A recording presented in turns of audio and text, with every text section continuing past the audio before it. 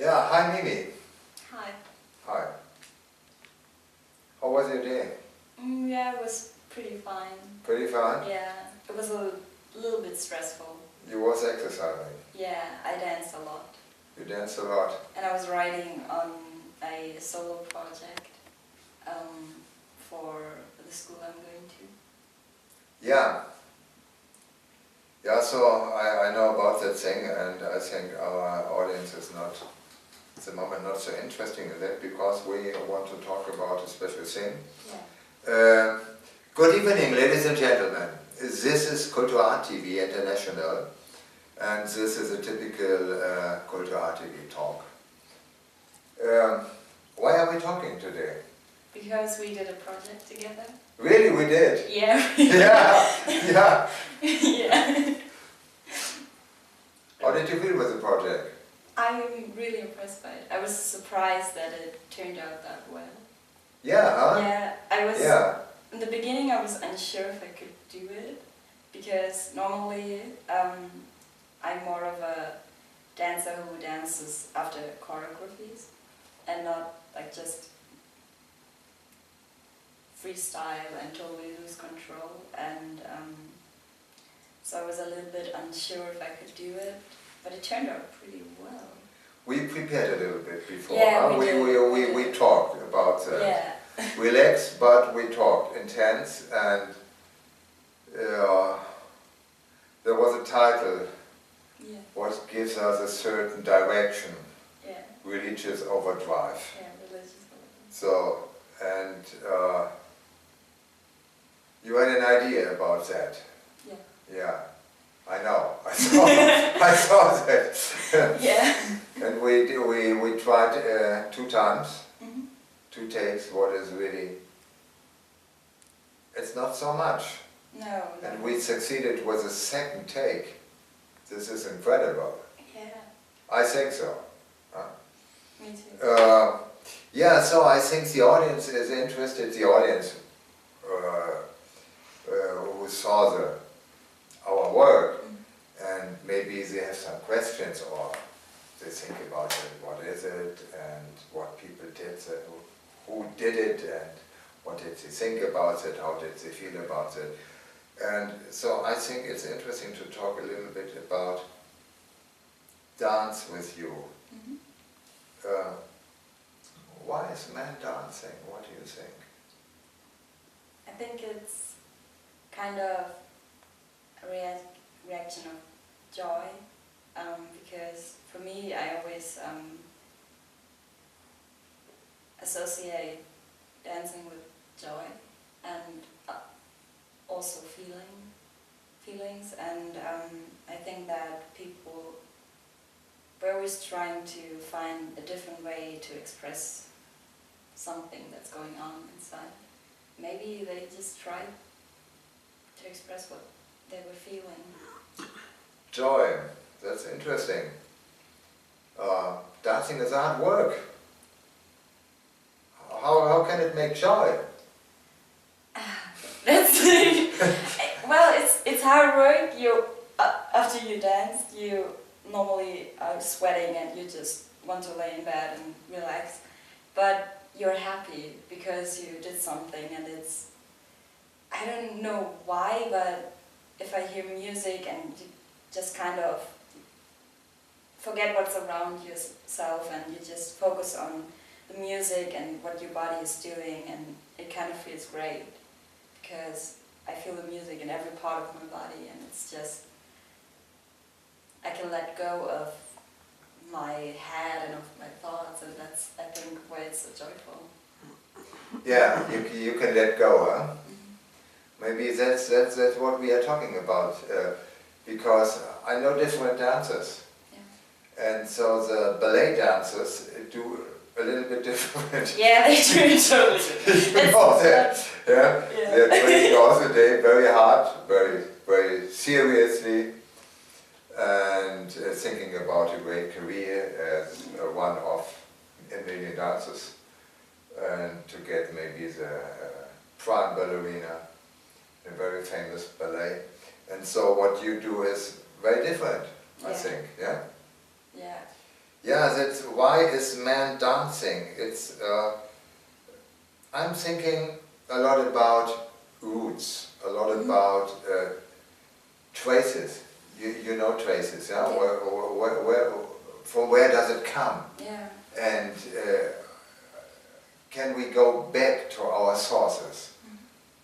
Where did it start? Like music, you know, what did the first man do with music? You know, maybe boom, boom, boom, boom, boom, Yeah. something like that, you know, and they were crying, ooh, ooh, for something, and others cried, and suddenly they heard maybe something what astonished them. And Yeah. they said, oh, this is more than crying or only making some noise. And suddenly it became something what we call today music. And in former times, I'm sure they didn't call it music, it was something very different. Yeah.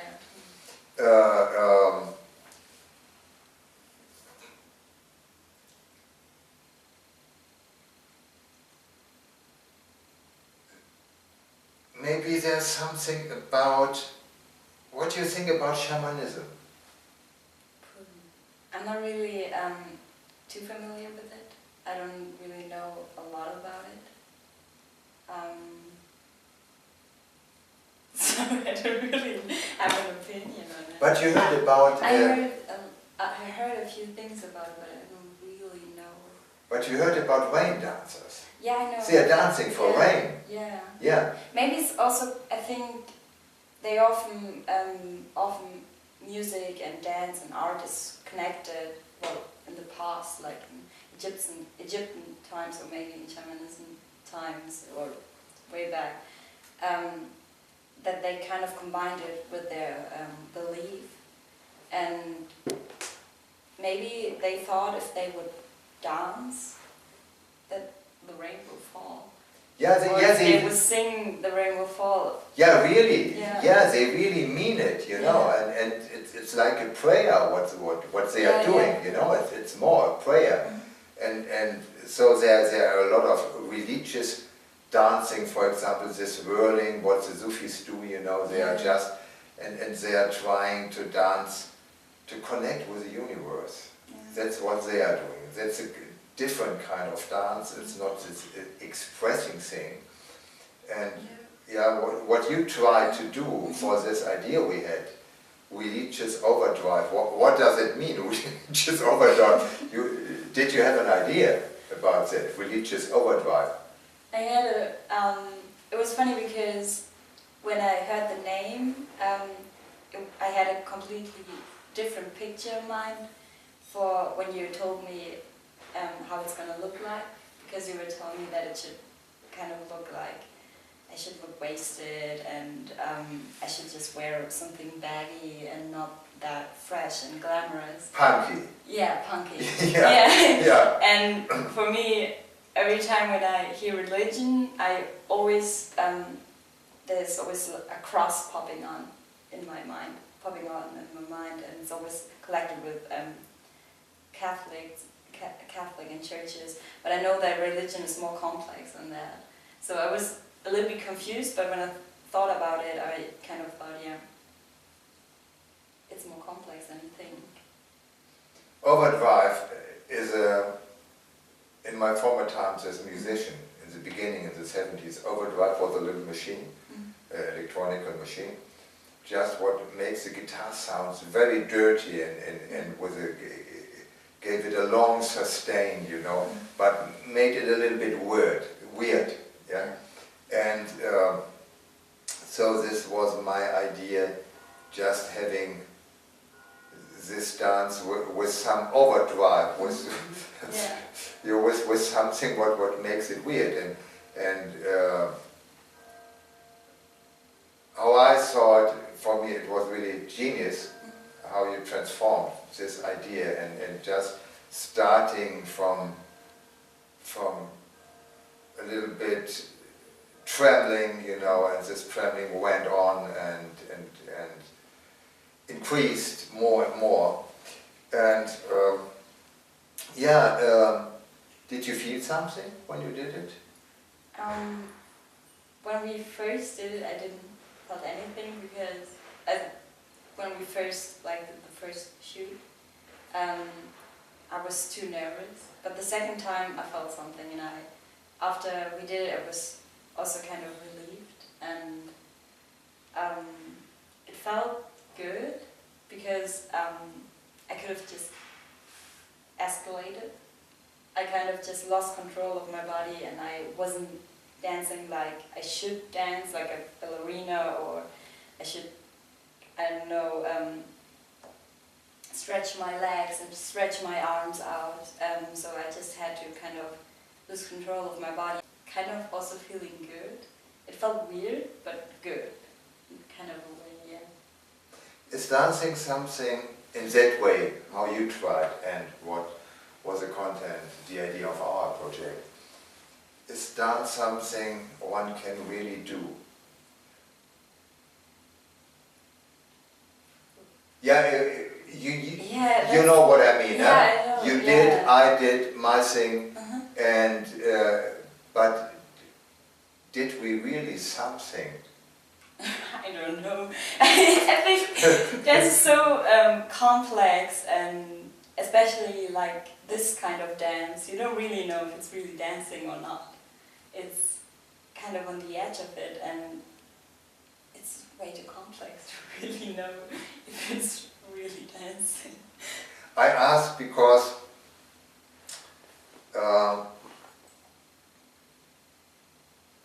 the universe, everything what's going on in the universe, it's a kind of dancing, you know, because the scientists talk about cosmic harmonies and all that stuff, you know, and the galaxies are whirling around a black hole and things, incredible things like that, and they don't do it conscious. Maybe there is a higher consciousness, and Maybe they're just dancing. so my idea is, you know, I was a long time in my life, I was a musician, and it's the same problem. You play, or you are played. And what I really prefer is to be played. And so, what do you think about that idea, referring to dance? So do you mean, if you say you want to be played, that you kind of just let yourself go? Or how do you mean it? Yeah, let go. My feeling was how you was increasing the thing, or the thing itself was increasing the dance. I thought, oh yeah, now she is danced. She is not dancing, Okay. you know? Yeah. Something let her dance. Not like a marionette, there is no God what makes you dance, but it's just, there's a point you lose control. There's a basic of knowledge, there's a basic of ability, of faculties, and so you are trained. That's very important to do that. That's true. But that's not the same, or what we want to do. And so, yeah. But in that aspect, I think that you say I was danced, because I kind of just didn't thought about what I was doing when I danced, and I didn't thought about, okay, I now have to lift my arm up in that angle, and I now have to do that. I was just kind of doing it. I completely lost control, so something else took control over me and just let me down. Yeah, I recognize that, and so I was sure you will do that. You know, I was absolutely sure, and but that's very interesting, because it was not out of order in a way of something out of control in the way of just doing strange things, you know? And it was, you was not longer there as a person, yeah? There was no dancer ego. And maybe this is a very important point, because at the moment the ego is gone. Just by work, you know, we all have an ego, and we need our ego just to survive and just to go on to do things. But in that moment there comes a point you are not thinking about yourself. Is that right? And you felt That's that? True. Yeah, I felt that. I wasn't thinking about how I looked like, how what my body is really doing, or I wasn't even thinking about myself. I didn't even know what I thought about. And that's what I also like about dancing, is that your head just turns off and you don't think about yourself, and somebody else takes control, but you don't know who. Like, I felt the same. Music, or I don't know, but your body just does something and you don't even know what, but it feels great. I felt the same when I saw, I didn't see so much while you was doing that, because I had to do with the camera and just to watch some other things, you know, but because I have to create the final artwork of that, I'm later into that thing, and I'm in the same situation like you. What shall I do with that? It's a raw material. But you did something. It's your part, you know, and it's the same part. One part was your part and the other part was my part. I was not the director of a film, something like that, and it was a work together, you know. And so I tried to inspire you to do something, and your work should have inspired me. It inspired me to do something with it, because I have to deal with your person and just to see, do I like that in the way of, does it inspire, or does it give me the motivation to do the same what you did in another way, you know, and to say we have so much possibilities. When you dance you have 1,000 possibilities at the moment to do this or this or this or this, and I have in my way also 1,000 possibilities or more to do it in that way, in that color, and so you have to do decisions, what is absolutely a hard thing to do that, and so I have to do the same. What you do, I have to throw away my mind, you know, and let my artistic